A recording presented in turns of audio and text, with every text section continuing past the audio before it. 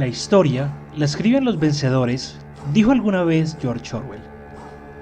Eso significa que existe otra historia por contar.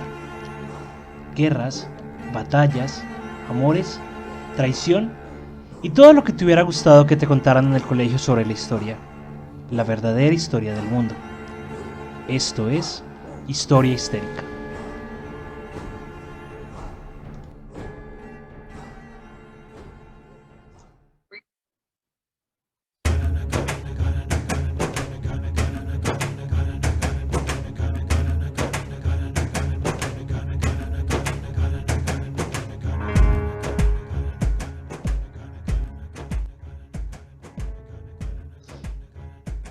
Esperemos que algún día podamos volver a decir buenos días, buenas tardes o buenas noches, dependiendo de cuándo y dónde nos estén escuchando.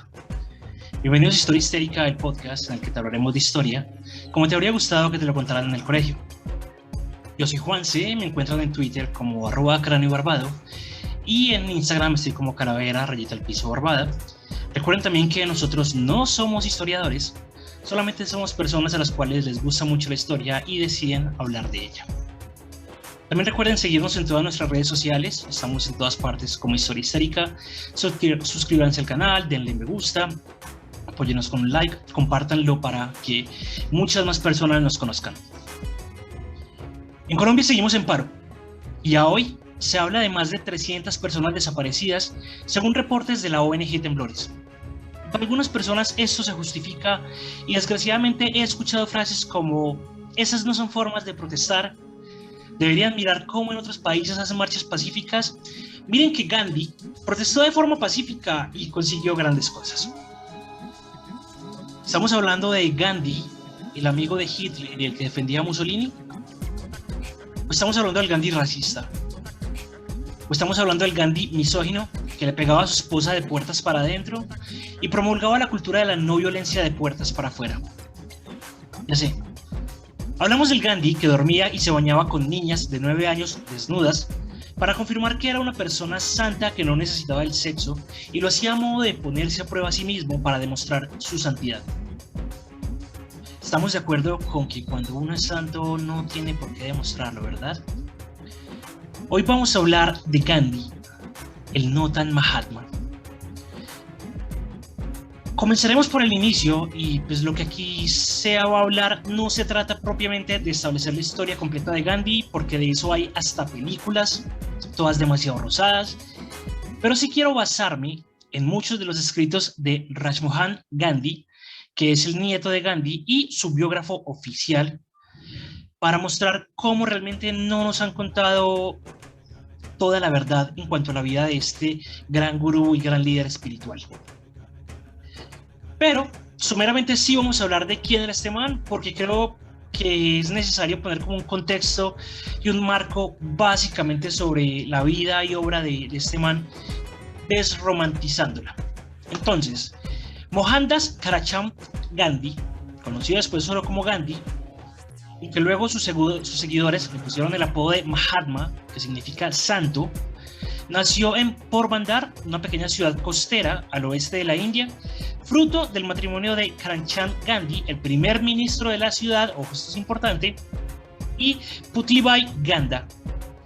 De entrada hablamos que el man no era pobre, y vamos a ver cómo por momentos tenía comportamientos muy clasistas. Con 18 años se muda a Londres para estudiar Derecho en la University College of London. De entrada, el man pobre no era. Para usted pagarse una carrera en Londres necesita billete.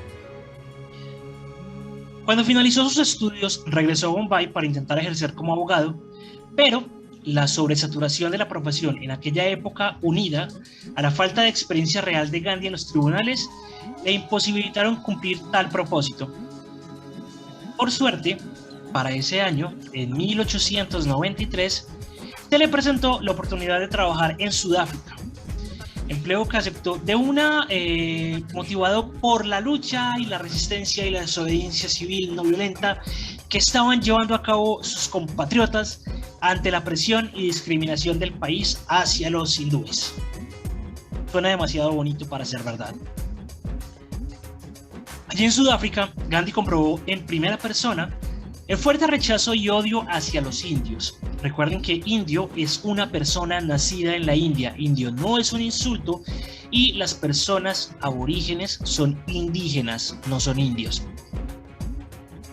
Para 1894 decide crear un partido político que defendiera los derechos de los indios y tras 22 años de protestas no violentas en Sudáfrica, Gandhi ganó el poder, ganó el respeto suficiente como para negociar con el general sudafricano Jan Christian Smuts una solución para el conflicto que había entre la India y Sudáfrica, y para el año 1915 Gandhi regresa a la India, donde continuó promulgando los valores religiosos, filosóficos y políticos. Y de estos últimos años se destacan dos grandes protestas sociales: la Marcha de la Sal en 1930 y la reivindicación de la independencia de la India del Imperio Británico en el marco de la Segunda Guerra Mundial entre 1939 y 1945. Esta última involucraba involuntariamente a la India dentro de la guerra por ser parte del Reino Unido, de Gran Bretaña. Mostró de pronto como todas esas revueltas, toda esa resistencia pacífica que se tenía, bueno, no entre comillas, sí realmente era una resistencia pacífica, pero hasta cierto punto absurda, por parte de los indios hacia todo este tema. Finalmente, para el 15 de agosto de 1947, la India se considera como un país independiente. Unos meses más tarde, el 30 de enero de 1948, Gandhi fue asesinado por Nathuram Godse, un fanático ultraderechista hindú relacionado con el gobierno, que encontró en Gandhi un obstáculo para levantar su proyecto de alzamiento del hinduismo en perjuicio del resto de creencias y religiones, y de esta manera, por defender su ideología de una sociedad igualitaria, Gandhi moriría asesinado a la edad de 78 años. A grandes rasgos, esta fue la vida del man. Pero aquí vamos a poner, con fuentes claramente, nada nos estamos inventando nosotros, algunos comportamientos que no se pueden dejar pasar por alto, que ponen en duda su supuesta santidad y que realmente para mí son sorpresa hasta cierto punto, pero demuestra que la historia muchas veces se reescribe por conveniencia. Lo primero que quiero decir, Gandhi era un sapo ante las cámaras. Ya, fin. Al man le encantaba la atención, con lo cual demuestra que él humilde no era. Aunque como dice un gran amigo mío, la humildad es un invento de los pobres y ya sabemos que Gandhi tampoco era pobre.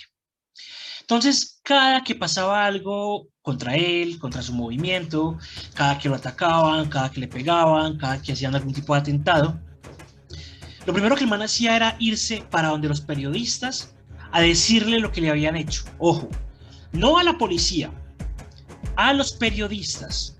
Esto con el fin de que, uno, de victimizarse, y dos, de darle mucha más visibilidad a su movimiento. Y esto le funcionó perfectamente, porque al final lo que hacían las noticias eran replicar: no, qué pesar, pobre Gandhi, mire, lo cascaron otra vez. Todos los noticieros se volcaban a decir lo que habían hecho con Gandhi, y esto en últimas se reflejó en un crecimiento dentro de la cantidad de seguidores que tenía. Entonces vamos a imaginarnos que estamos en un andén en la estación del ferrocarril de Pietermaritzburg, la capital del antiguo reino Zulu, en Sudáfrica. Tenemos un pequeño Gandhi con un trajecito, con un sombrero, supremamente bien vestido. Se monta en un tren en primera clase. Pasa la persona que recoge los tiquetes, los boletos. Lo mira para arriba, de arriba hacia abajo, y le dice: ¡Sami! Sami es un término equivalente a lo que es la palabra con N para los gringos. O sea, es un término despectivo que le decían a los indios, a los hindús. ¡Sami! ¡A tercera clase! Gandhi replicó: yo no tengo que ir allá, yo tengo un tiquete de primera. No, usted se va para tercera clase. Gandhi responde: yo no tengo por qué ir allá. La tercera clase solo es para los negros. El man le responde que la tercera clase es para los indios y los negros, y este man, como tenía que coger el tren porque tenía que llegar a su destino, no de una forma muy alegre y muy humilde, decide irse para la tercera clase. Esto fue solo uno de los tantos episodios en los que Gandhi demostró que, debido a tener cierta clase social desde su nacimiento, era una persona clasista y racista que no tenía un contacto realmente tan cercano con personas de círculos sociales diferentes.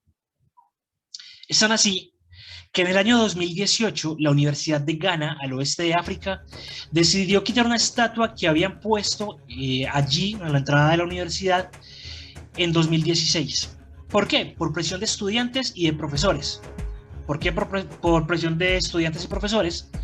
Porque un libro publicado en el año 2015 llamado El Gandhi Sudafricano, el Camillero del Imperio, de los escritores Ashwin Desai y Ghulam Bahed, señalan casos en los que Gandhi se quejaba de que los indios tuvieran que utilizar las mismas entradas separadas que los africanos para los eventos.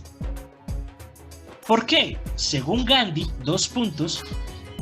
nuestros hábitos civilizados se degradarán por los hábitos de los nativos aborígenes.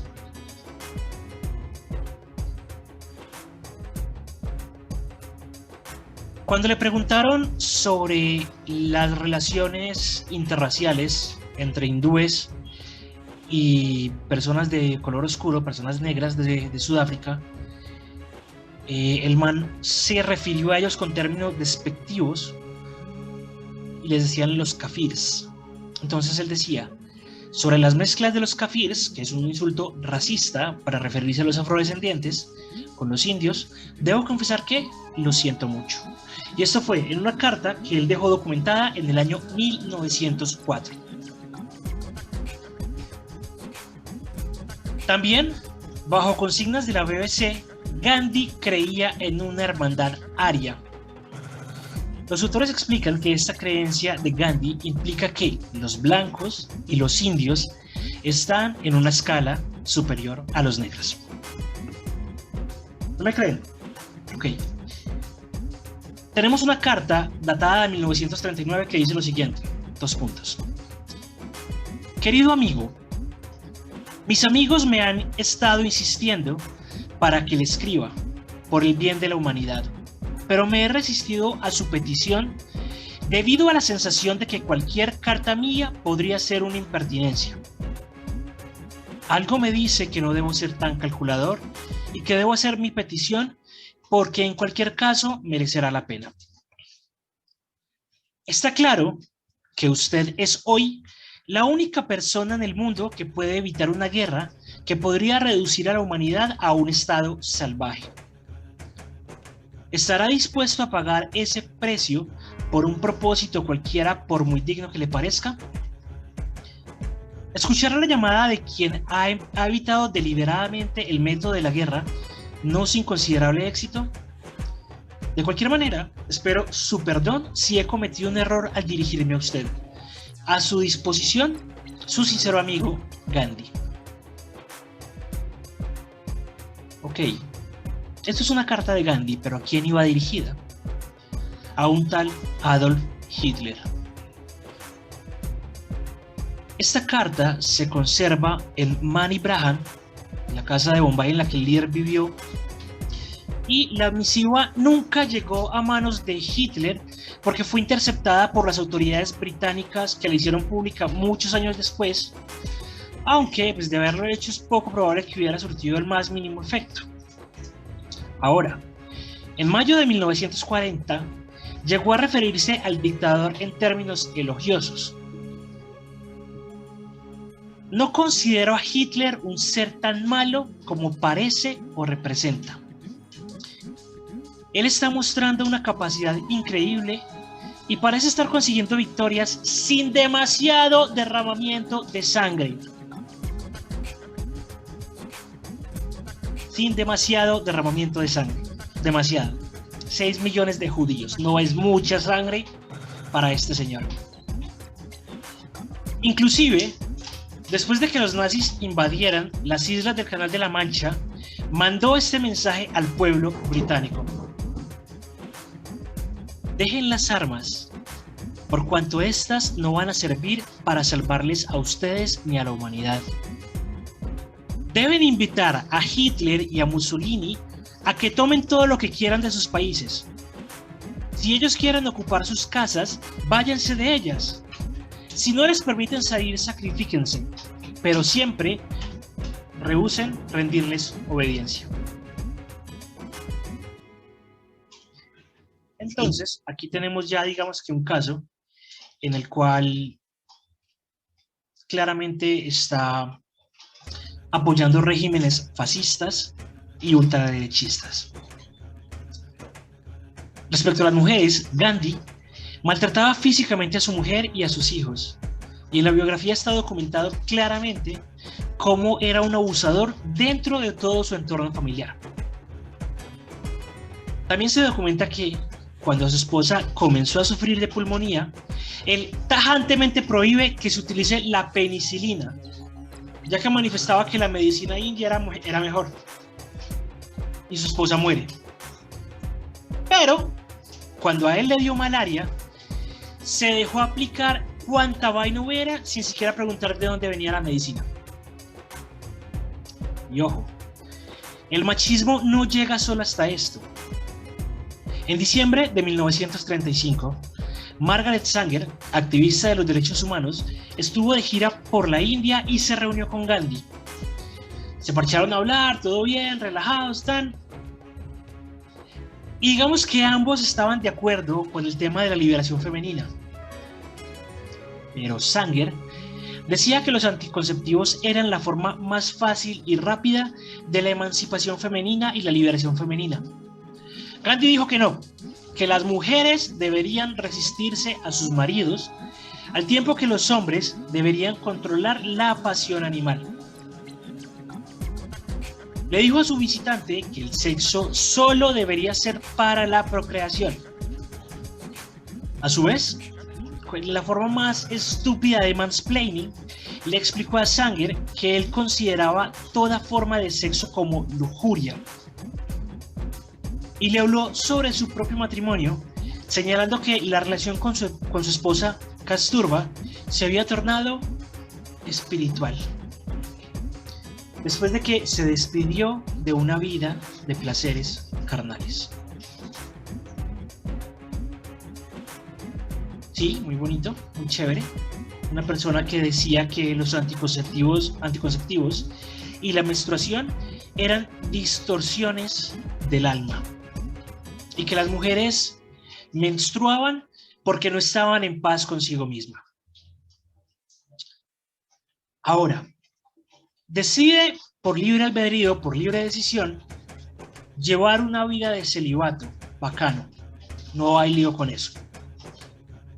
Pero, para ponerse a prueba sobre sus deseos sexuales y reconfirmar su celibato, Gandhi lo que hacía era dormir en la misma cama con 2 o 3 niñas, sí, niñas, desnudas, sí, desnudas, para determinar y para ponerse a prueba, para no caer en la tentación.